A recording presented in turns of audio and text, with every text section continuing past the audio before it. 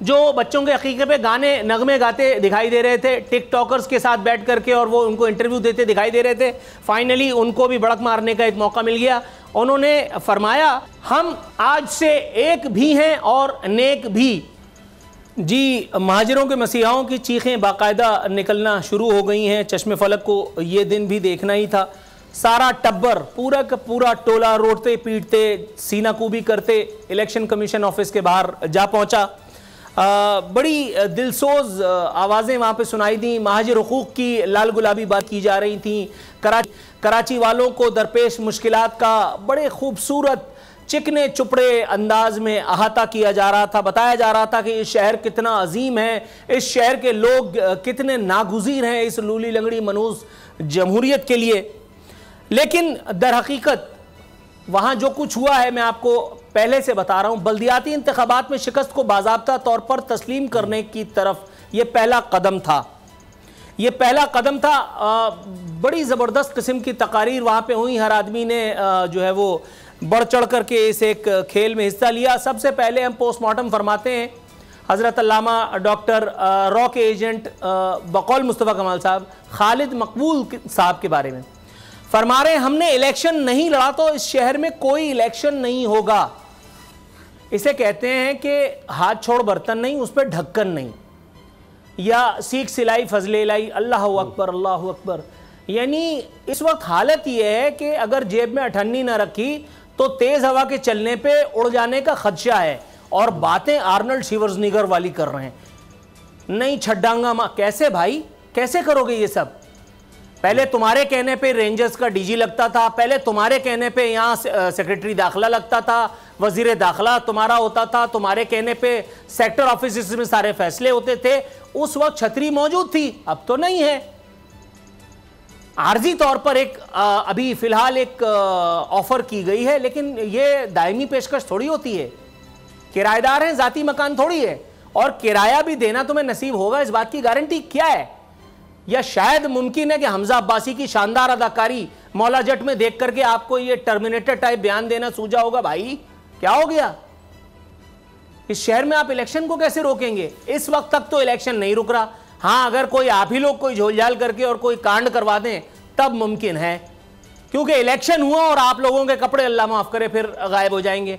मजीद फरमा रहे हैं इन इंतखाबात को कबूल करने वाला शहरी सिंध और उसके अवाम से गद्दारी कर रहा है, और महाजिर अवाम से कराची के अवाम की पीठ में जो छुरा भोंक रहे हो, वो जो सूबाई बजट में से वो जो बाकायदा तरक्याती फंड तुम लोगों को जा रहा है, वो जो पब्लिक सर्विस कमीशन में तुम्हारे अरकान बैठे हैं, वो जो तुमने अपने चाचे मामों को, जिनका पूरा तस्करा मैं आरफीन नामे में कर चुका हूं, पीपल्स पार्टी ने जो प्रेस कॉन्फ्रेंस करके तुम लोगों को नंगा किया था, वो किसकी पीठ में छुरा है? वो किससे गद्दारी कर रहे हो? वो हराम का माल किधर लेकर के जाओगे?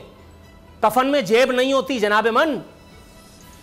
आधा सच मुस्तफ़ा कमाल साहब की जानिब आते हैं। मुस्तफ़ा कमाल साहब मेरे पसंदीदा, कह रहे हैं कि एमक्यूएम के साथ खड़े होने का फैसला इस शहर और सूबे के लोगों के लिए किया। यह फैसला आपने एस्टेब्लिशमेंट के कहने पे किया। नंबर 2, अच्छा यही बयान आपका पहले भी था। अल्ताफ हुसैन के खिलाफ खड़े होने का फैसला शहर और सूबे के लोगों की भलाई के लिए किया। वही फैसला उस वक्त हमारे लिए भलाई का था, और उसी फैसले का यू टर्न लेकर के आप ये फैसला भी भलाई का साबित कर रहे हैं। मतलब एट द सेम टाइम ये दोनों चीजें कैसे हो सकती है मेरे भाई? कह रहे हैं कि 2018 का इलेक्शन इमरान खान के हवाले कर दिया गया, हम चुप रहे। अच्छा आप क्या कर लेते? मतलब टेक्निकली स्पीकिंग आप क्या करते?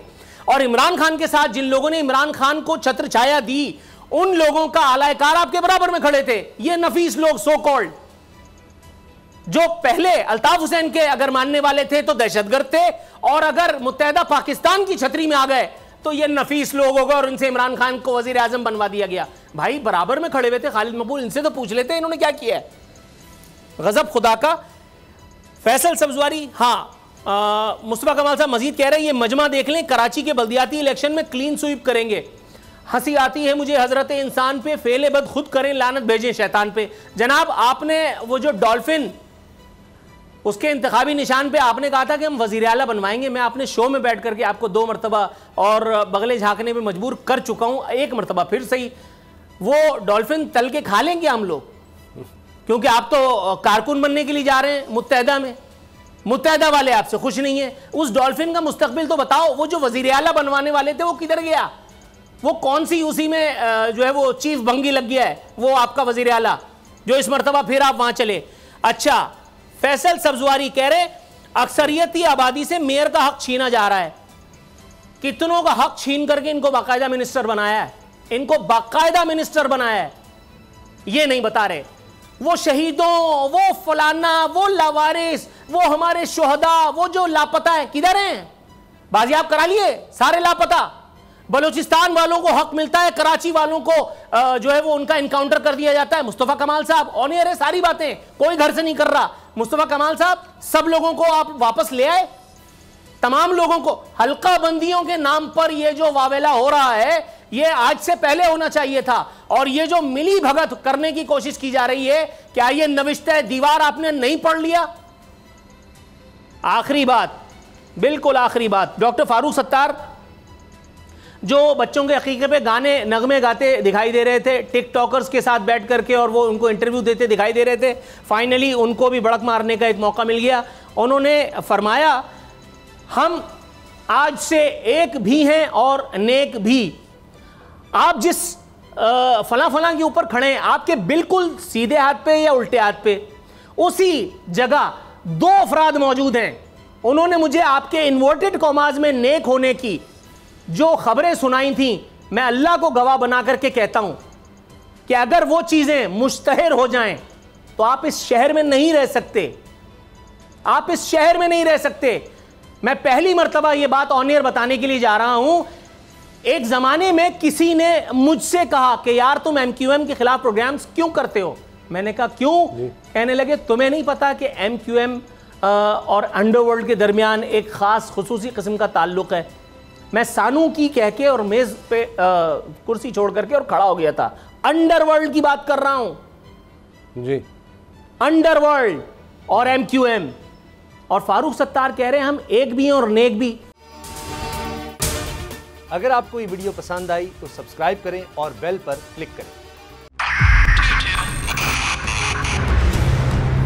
2022 बहुत सारे तोहफे भी देके गया पाकिस्तान की आवाम को। पाकिस्तान की आवाम को एक तोहफा ये दिया कि आवाम को पता चल गया कि पाकिस्तान का मीडिया क्या है। साल 2022 में सबसे ज्यादा देखे जाने वाला चैनल बोल न्यूज रहा नंबर 1। हमने बहुत सारे शोज और ट्रांसमिशंस की, पूरा साल मुसलसल जदोजहद में निकल गया कि ये वोट ऑफ कॉन्फिडेंस के पीछे कौन लोग थे। तोड़े रेटिंग के सभी रिकॉर्ड। सोशल मीडिया पर भी सबसे ज्यादा तेजी से 2.4 बिलियन व्यूज का संगे मील अबूर किया। एंकर्स को भी आवाम में सबसे ज्यादा मकबूलियत मिली और सोशल मीडिया पर भी बोल रहा सब पर भारी। सब्सक्राइब करें और बेल दबाएं ताकि कोई खबर रह न जाए।